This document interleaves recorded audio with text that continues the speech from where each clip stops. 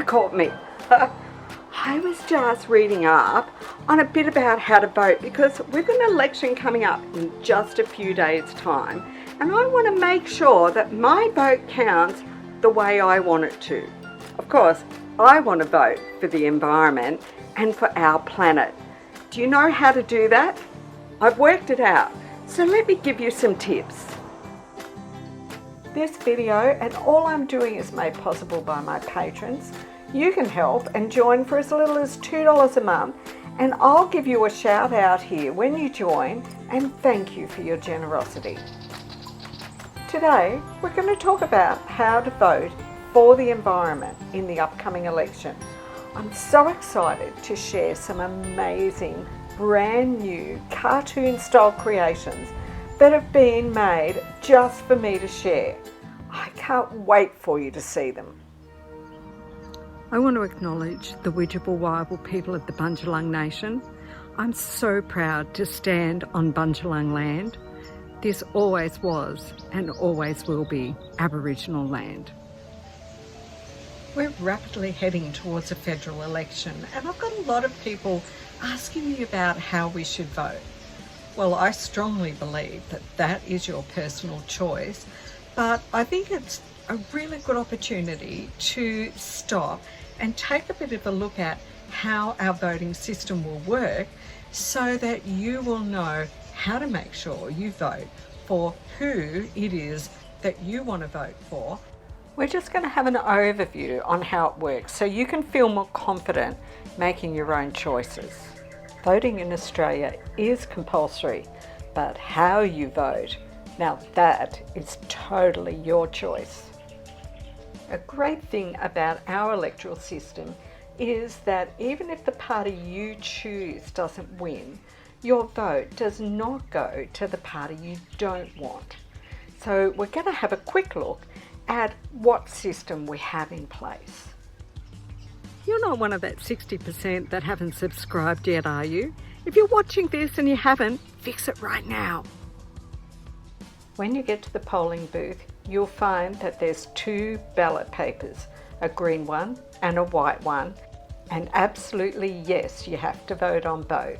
The green ballot is for the lower house where bills get passed first, and the white is for the upper house. Anything passed through the lower house still has to be passed through the upper house, so you need climate-aware parties in both houses. Don't freak out at the seemingly toilet roll size of this paper. We're going to make it all understandable. We'll start with the green paper.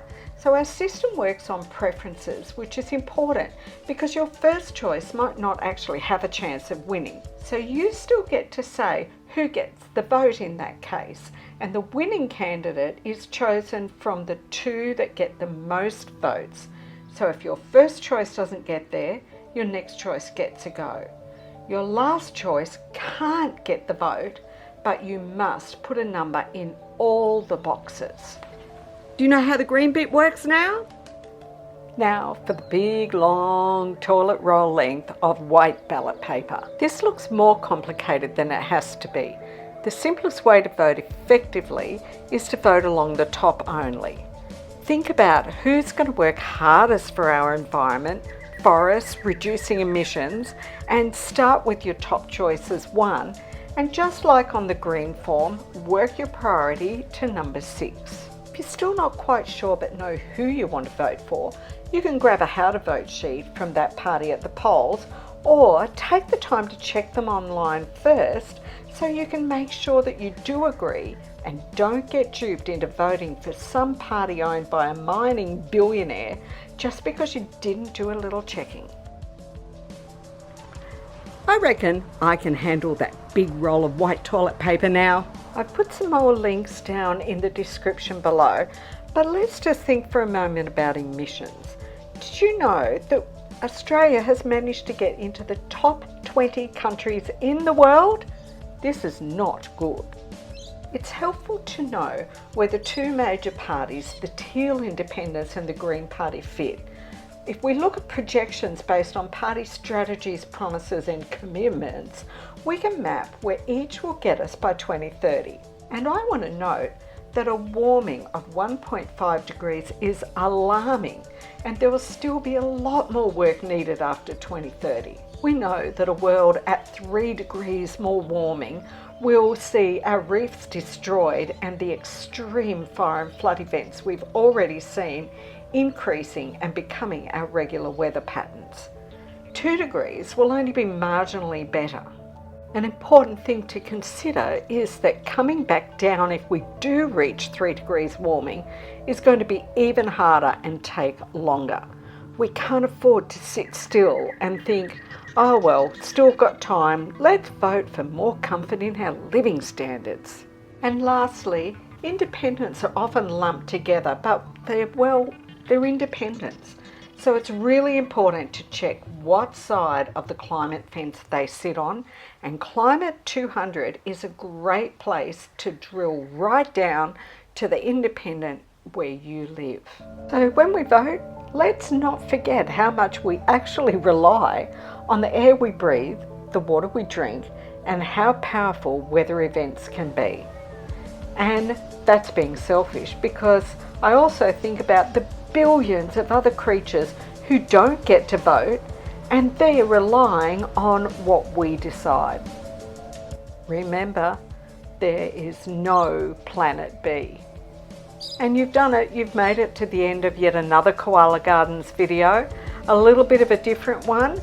So would you join me in writing in the comments below, let's vote for koalas, and I hope that all Australians do that in this upcoming election. And finally, a huge thanks to Lord DJ Steve, artist, there's a link in the description below, for this amazing cartoon work he's doing for my videos. Oh, you caught me. Did it again. I reckon I can handle that big right roll. Blah, blah, blah.